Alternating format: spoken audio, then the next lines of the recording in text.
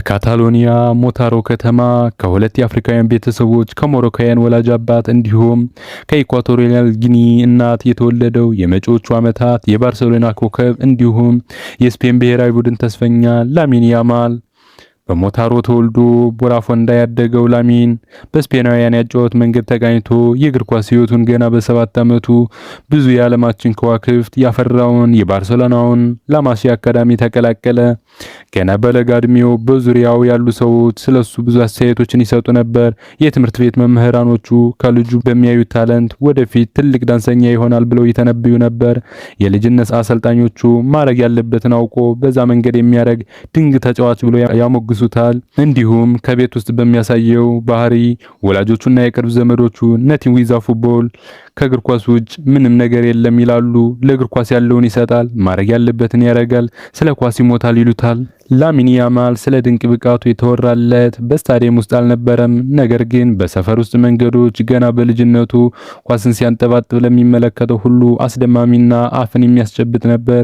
ላሚን ያማል ላማሲያ አካዳሚ ከመግባቱ በፊት በትንንሽ ፓርኮች፣ በሰፈር መተላለፊያዎች ኳስን ሲያንጠባጥብ አላፊ አግዳሚ ትልልቅ የሚባሉ ሰዎች ሳይቀር እሱን ለመመልከት መንገዳቸውን ያቆሙ ነበር።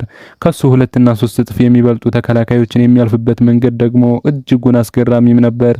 ከፍጥነት ከስኪል እሱን ለማስቆም በጣም ከባድ ነበር። ሁሉንም ነገሮች የታደለ ድንቅ ተጫዋች ነውና በዛ ሰዓት ላማሲያ አካዳሚ ስለ ልጁ ስለ ላሚን ያማል ታለንት መረጃዎችን ማግኘት ጀመረ። በዚህም የተነሳ ድንቅ የባርሴሎናን ትልልቅ ተጫዋቾች ዣቪ፣ ኢኔስታ እንዲሁም የምንጊዜውም የዓለማችን ድንቅ ተጫዋች የ8 ጊዜ ባላንዶር አሸናፊ ሊዮኔል አንድሬስ ሜሲ ያፈራውን ላማሲያ አካዳሚን ለመቀላቀል የሙከራ ጊዜ ተሰጠው። በሙከራ ጊዜው ላሚን ያማል የላማሲያን መልማዮች በድንቅ ብቃቱ አሳምኖ የሙከራ ጊዜውንም አልፎ በይፋ የላማሲያ አካዳሚ ተጫዋችም ሆነ። ህይወቱም ሀብላ ጀመረችለት። ላማሲያ ለላሚን ያማል መጫወቻ ቦታ ብቻ አልነበረም። ላማሲያ ልጆችን በጥሩ መንገድ ቀርጾ ወደ ትልቅ ፕሮፌሽናሊዝም የሚቀይር ድንቅ ቦታ ነበር። የአሰልጣኝ ቡድን አባላትም ላሚን ያማል ኳስ ይዞ ሲጫወት ሲያዩት ከስንት አንድ የሚገኝ ድንቅ ብቃት ያለው ታዳጊ መሆኑን ለማሰብና ለመገንዘብ ምንም ጊዜ አልፈጅባቸውም ነበር። ታዳጊው በእድሜው ልክ አይደለም ነበር የሚጫወተው፣ ከእድሜው በላይ እንጂ እንደ ታዳጊም አልነበር የሚጫወት የነበረው ልክ እንደ ትልልቅ ፕሮፌሽናል ተጫዋቾች እንጂ። የግራ እግር ተጫዋቹ ያማል የአንድ ለአንድ ግጥሚያዎችን በቀላሉ ነበር ያሸንፍ የነበረው። በአካዳሚ ጎሎችን ከማስቆጠር በተጨማሪ ያለቀላቸውን ኳሶች ለቡድን አጋሮቹ አመቻችቶ በማቀበል ወደር አልተገኘለትም ነበር። በትሬኒንግ ሰዓት ከእኩያዎቹ ይልቅ በ2 ዓመት ከሚበልጡት ከትልልቆቹ ጋር መጫወት ያዘወትር የነበረው ያማል በዚህም የተነሳ አሰልጣኞቹ ያማል ከኩዮቹ ጋር ይጫወት የሚለውን አስተሳሰባቸውን ቀይረው እሱን ቻሌንጅ ከሚያደርጉት ጋር እንዲጫወት ፈቀዱለት። በዚህም የተነሳ በአካዳሚው ላይ በፈጠረው ትልቅ ተጽዕኖ የተነሳ ስለሱ ብዙ መወራት ተጀመረ። ኔክስት ሜሲ እያሉም ደጋፊዎችና የአሰልጣኝ ቡድን አባላት ይጠሩት ጀመር። አጨዋወቱ ከሜሲ ጋር በመመሳሰሉንም ተከትሎ ከሜሲ ጋር ብዙዎች ያወዳድሩትና ያነጻጽሩትም ነበር። በ2022 ገና የ15 ዓመት ልጅ በነበረበት ወቅት የባርሴሎናን ዋናውን ቡድን ተቀላቅሎ ትሬኒንጉንም ጀመረ። በዛ ትንሽ እድሜውም ከዋናው ቡድን አባላት ጋር በሚጫወተው አጨዋወት ብዙዎችን ማስገረሙና ማስደመሙንም ቀጠለ። ለማድረግ ብሎም ለማሰብ የሚከብዱ ድሪብሎችን ያደርግ የነበረው ያማል የብዙዎችን ቀልብ በመሳብ የብዙዎች መነጋገሪያም ሆነ። ኤፕሪል 29 2023 ብዙ የባርሴሎና ደጋፊዎች በክለቡ በደንብ ያላዩት ነገር እንዳላወቁ እርሱም ላሚን ያማል ነው። ላሚን ያማል 15 ዓመት ከ9 ወር 16 ቀን ሲሆነው በዣቪ መራ የነበረው ባርሴሎና ቡድን ውስጥ አንሱ ፋቲ ተቀይሮ በመግባት የምንጊዜውም በትንሽ እድሜው የተጫወተ የባርሴሎና ተጫዋች ሆነ። በዛች በተጫወተባት ትንሽ ደቂቃም የደጋፊዎችን ቀልብ መውሰዱን ቻለ። ብዙዎችንም ተስፋ እንዲጥሉበት አደረገ። በሶሻል ሚዲያዎች ሳይቀር መነጋገሪያ የሆነው ላሚን ከዛ ጊዜ ወዲህ እየተደጋገመ መጫወቱን ቀጥሎ ባሳየው ድንቅ ብቃት የብዙ ክለቦችን ቀልብ መግዛቱን ተከትሎ በባርሴሎና በቶሎ ውሉን እንዲያራዝምለትም ጠየቀ። ዣቪም ይሄ መጨረሻ አይደለም መጀመሪያ እንጂ ብሎ ስለ ልጁ አስገራሚና ድንቅ ብቃት በአደባባይ መሰከረለት። ልጁ በተለያዩ ትልልቅ ክለቦች የሚጫወቱ ተስፈኛ ከሆኑት ወጣት ተጫዋቾች ጋር መወዳደርና መነጻጸር ጀመረ። ከአርዳ ጉለር፣ ከጀማል ሙሲያላ፣ ከዱይ እና ከሌሎችም ትልልቅ ብቃት አላቸው ከሚባሉ ወጣት ተስፈኛ ተጫዋቾች ጋር በብዙ መንገድ መወዳደርም ጀመረ።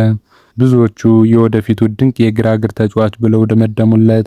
ከዛን ጊዜ ወዲህ በባርሴሎና ለ2 ዓመታት ባሳየው ድንቅ ብቃት 2 ጊዜ የላሊጋ ሻምፒዮን መሆንም ችሏል። በ2021 ዓመተ ምህረት ሊዮኔል አንድሬስ ሜሲ ባርሴሎናን በሚለቅበት ወቅት የአንድ ተጫዋች ከክለብ መውጣት ብቻ አልነበረም ስሜቱ።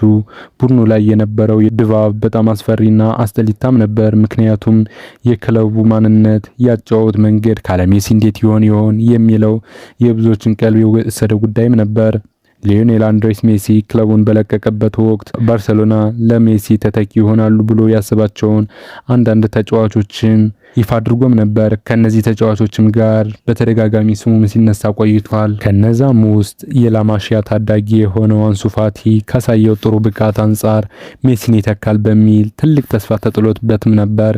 ቢሆንም ግን ተደጋጋሚ ጉዳቶች ያጋጥሙት የነበረው አንሱ ፋቲ የመጀመሪያዎቹ ወራት ላይ ያሳየ የነበረውን ብቃት ማሳየት ሳይችል ቀርቷል።